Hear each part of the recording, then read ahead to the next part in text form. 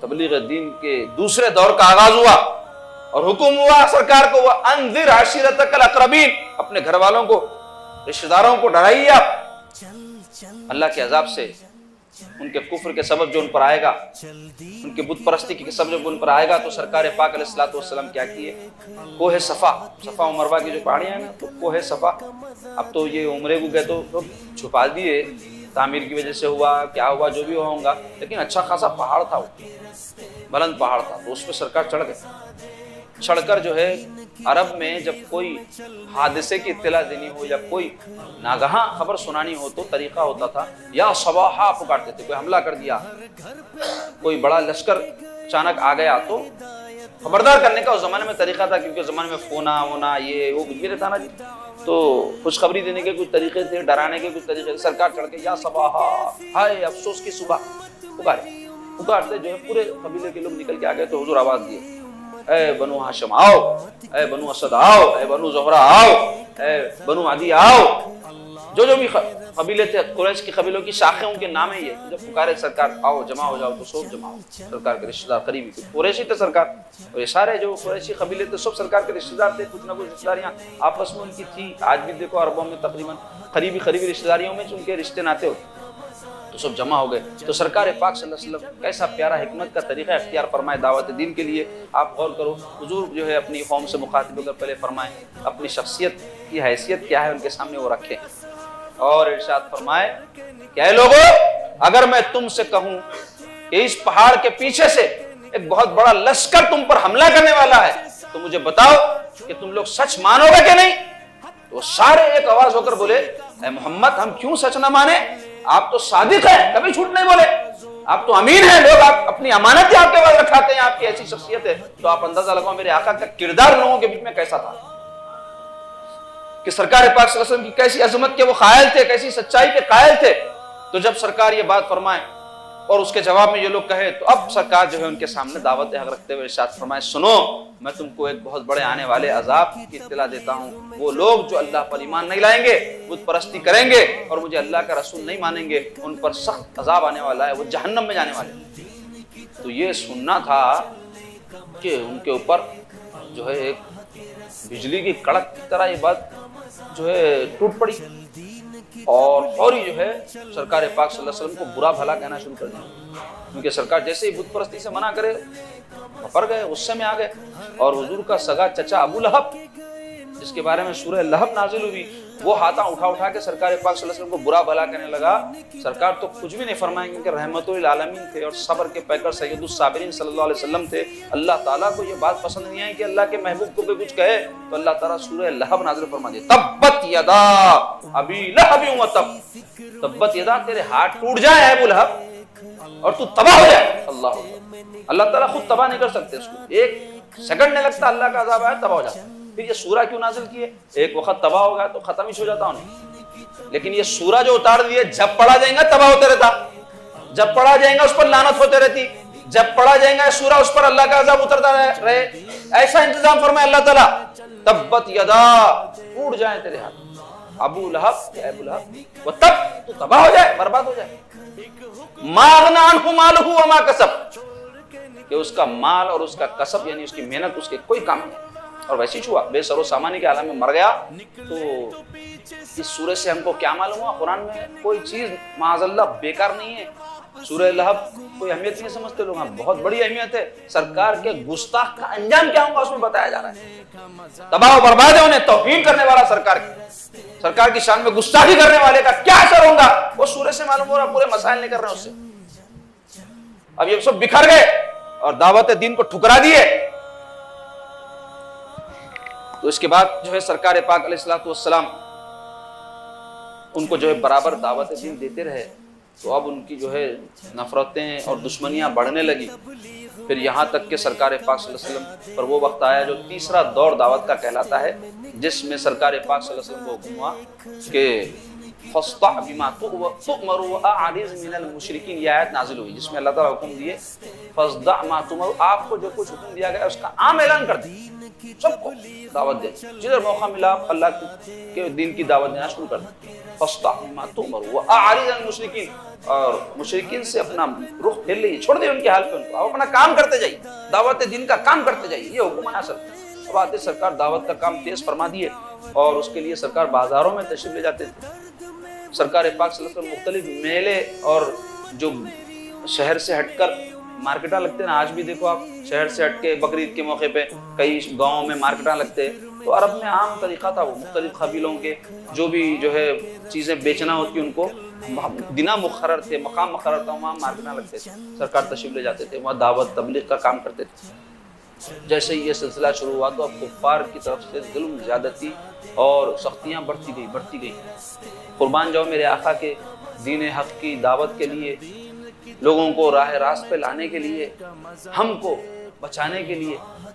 ہمارے نقصان ہوتا تھا نا۔ اگر سرکار تشریف نہیں لاتے، دعوت دین نہیں دیتے، تو ہم کہاں جاتے تھے؟ جہنم رسید ہو جاتے تھے۔ تو آج ہم جو ایمان والے ہیں، میرے سرکار کا کرم ہے نا، ان کا احسان ہے، وہ سلسلہ چلا تو ہم تک پہنچی وہ نعمت۔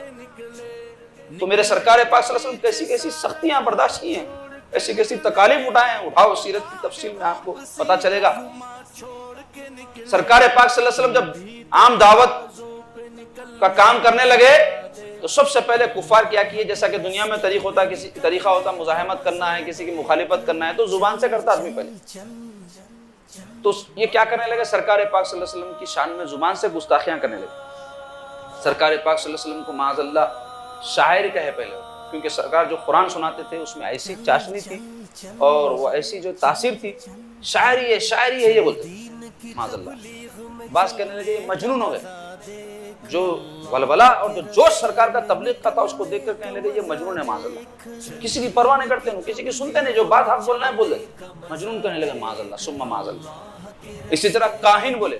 تو غیب کی خبریں کوئی ان کو لا کے بتاتا، جن وغیرہ، وہ جن ہیں ان کے پاس اور انہوں اس کی باتیں سن کے ہم کو سکھا رہے ہیں، بولے معاذ اللہ۔ اس طرح کی باتیں کرنے لگے، پھر بھی سرکار پاک صلی اللہ علیہ وسلم اپنا کام نہیں روکے۔ تو اب ان کو غصہ آ گیا،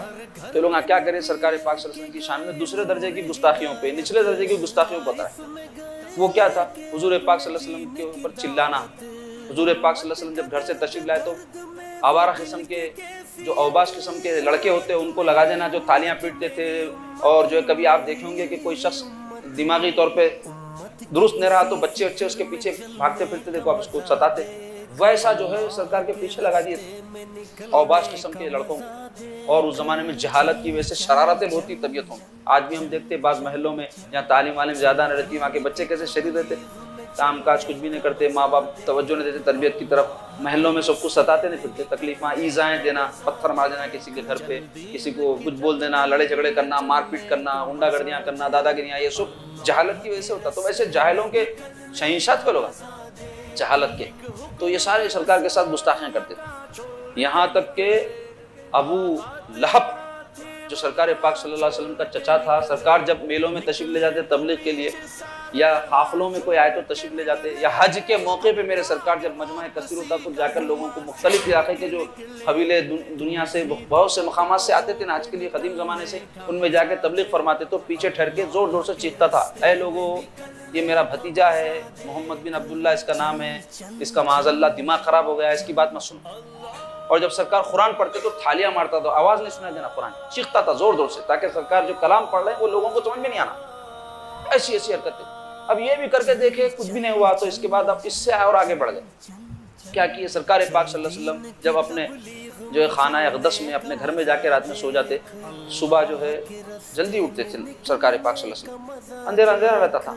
تو دروازے کے پاس کانٹے لگے ڈالتے۔ اب اس زمانے میں لیٹنگ سسٹم یہ وہ تو نہیں تھا نا، گھر کے باہر نکلتے پیروں میں کانٹے چھوٹے، یا سرکار جو راستے سے تشریف لے جاتے وہاں پہ کانٹے بچھاتے تھے۔ ایسے جو ہے حرکتیں سرکار کو ستانے کی کرتے تھے۔ اس کے علاوہ کیا کرتے تھے، خون ڈال دیتے تھے راستے میں سرکار پاک صلی اللہ علیہ وسلم، کچرا ڈال دیتے حضور کے گھر کے پاس لا کے۔